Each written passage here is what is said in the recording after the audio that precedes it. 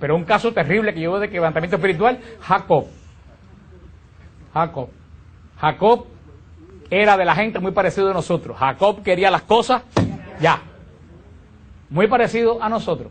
Queremos el carro limpio, lo metemos por un hueco, un garaje, por el car wash, y sale más sucio que cuando entró, pero porque la lavan con la misma agua sucia que reciclan, pero pensamos que ¿cómo fue? Rápido. Queremos comida rápida, nos queremos un hamburger como con cartón molido, lleno de grasa, que no se puede comparar con la comida que hacen en la casa, pero ¿cómo fue? Rápido. Jacob quería las cosas rápidas. Quería ser primogénito. ¿Y qué hizo? Mira, cámbiamela por un plato de lentejas. Las cosas rápidas. ¿Qué hizo el Señor con él? Cuando cambió la primogenitura porque quería ser rico ya, tuvo que exiliarse absolutamente sin nada. Fue para casa de Labán. ¿Se enamoró de quién? De Raquel. ¿Se acuerdan? Se enamoró de Raquel y le dijo a Labán, quiero trabajar para ya. ¿Y qué le dijo Labán? Trabaja 7 años y después yo te la voy a dar. Fíjate, él quería las cosas rápidas y se tuvo que ir exiliado. Pensaba que iba a tener la primogenitura y se fue sin qué, sin nada. Después quería a Raquel ya, y que tuvo que trabajar 7 años. Cuando le traen la novia con el velo, como les expliqué cuando explicamos el Apocalipsis, cuando le levanta el velo, surprise, no era Raquel, era Lía. ¡Qué lío! ¿Y qué le dijo? ¿Qué dijo Labán? Ah, bueno, pues si queda Raquel, trabaja 7 años más. ¿Cuántos años? 14 años. Pero alguien que quería las cosas rápidas. Eso se llama quebrantamiento espiritual. Por eso cuando se encontró Jacob con el ángel, que le dijo, no te suelto hasta que no me bendiga. Y estuvo la noche entera luchando con él. Ya él sabía que las cosas hay que merecerlas. Entonces, como aprendió del quebrantamiento. Un caso en el Nuevo Testamento de quebrantamiento espiritual. A ver. Pablo. Pero sí, perfecto, Pablo. Pablo fue un caso de quebrantamiento, tremendamente quebrantado espiritualmente. El hombre que salió para Damasco con la espada en la mano a llevarse todos los cristianos presos, como entró en Damasco, ciego y aguantado a otra persona. ¿A dónde lo llevan? A la iglesia que perseguía. Pero también otro quebrantamiento espiritual tremendo es el de Pedro. ¿Cuál era el problema de Pedro?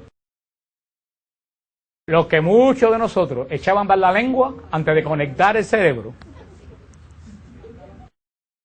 Tú estás, aunque todos te abandonen, yo jamás. Y a la media hora estaba negando a Jesús, no delante de un centurión, no delante de un sacerdote, delante de una criadita de 13 o 14 años. Jamás he conocido a ese hombre.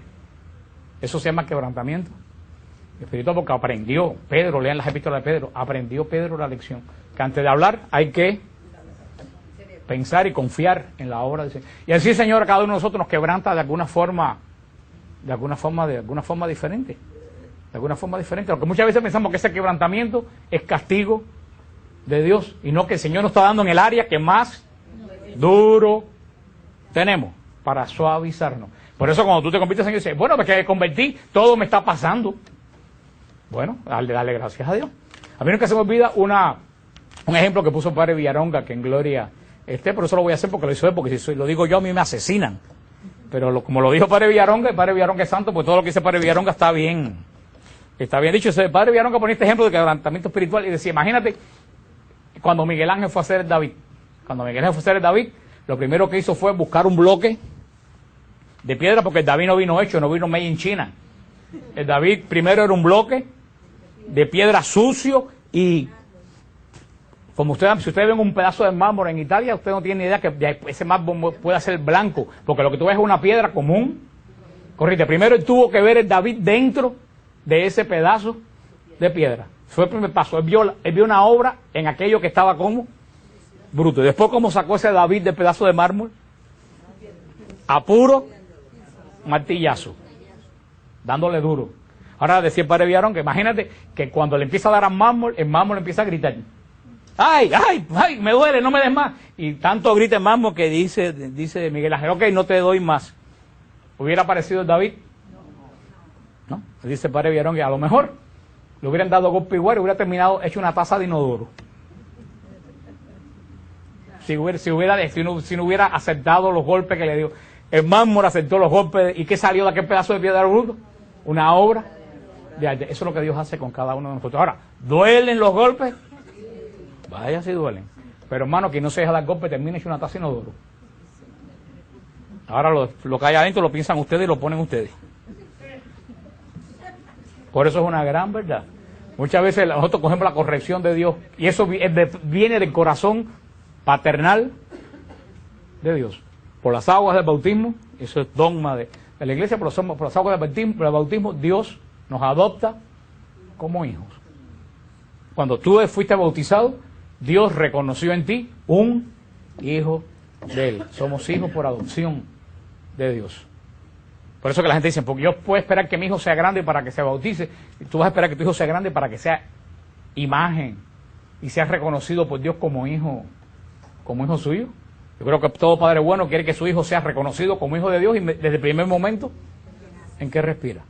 En el bautismo somos adoptados por nuestro Padre Dios y ahí comienza la paternidad de Dios en nuestra vida. Como dijimos que todos los dones comienzan en el bautismo. Ahora, es cuando yo tengo que pensar en qué momento de mi vida yo me siento pensar, no teológicamente, no filosóficamente, Dios es mí, Dios es mi Padre. ¿En qué momento verdaderamente yo siento esa paternidad de Dios sobre mí? Tú sientes que verdaderamente Dios te ama como un padre solamente puede amar a un hijo. Este es el don del Espíritu Santo, el don de piedad. El don por el cual, yo creo que es un don muy hermoso, el don por el cual tú no solo sabes que Dios es tu Padre, tú sientes que Dios es tu Padre. Dice, la piedad, sigue diciendo la iglesia, la piedad nos conduce al servicio de Dios. Por supuesto, porque no vale reconocer a Dios como Padre. Si tú reconoces a Dios como Padre, tú tienes que actuar ¿como qué? Como hijo. Ahí es hasta el punto. No vale reconocer solamente a Dios como Padre, reconocer a Dios como Padre conlleva que tú actúes como hijo. Eso es lo que Juan Pablo II habló tanto y tanto y tanto, de ser fieles a la promesa del bautismo. Cada sacramento, Dios te da un don en el sacramento espiritual, pero tú tienes que ser fiel a ese don que Dios te ha dado. En la confirmación, Dios te da el don de hacerte adulto en la fe, el don del Espíritu Santo. ¿Cómo tú respondes a ese don? Predicando la palabra de Dios, que es lo propio de todo confirmado, llevando la buena. En el bautismo Dios te da su paternidad. ¿Cómo tú respondes? Eres fiel a Dios del bautismo, actuando como un hijo de Dios. La piedad conduce al servicio de Dios. Mira qué interesante lo que dice este estudio que yo saqué de este monje de la iglesia. Dice, la fe que estudiamos, no la fe, don de fe. La fe, nuestros conocimientos humanos, dice, consideramos a Dios, nos lleva a considerar a Dios como creador. El don de piedad nos lleva a considerar a Dios como Padre.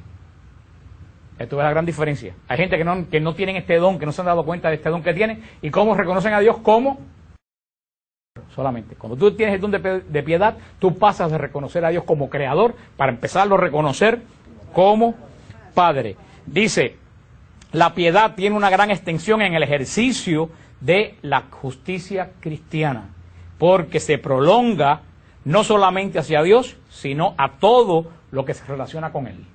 O sea, el don de piedad no solo que tú reconoces a Dios como Padre, sino que también, si tú reconoces a Dios como Padre, tú tienes que reconocer a los demás, ¿como qué? Como hermano. Como hermano. Ya aquí la cosa, tú ves que todo es una relación, y dice, el don de piedad te lleva a tener un gran amor a todo lo que se relaciona con Dios. Un hijo bueno tiene un gran amor a todo lo que se relaciona con el Padre. Los niños imitan lo que hacen los padres, los adultos que ya perdieron a sus padres, se recuerdan que le gustaba comer a su padre, que le gustaba hacer a su padre, porque cuando tú verdaderamente tienes un padre bueno y amas a tu padre, no solamente tú amas a tu padre, sino que llega un momento que te relacionas con todas las cosas que le gustan a tu padre.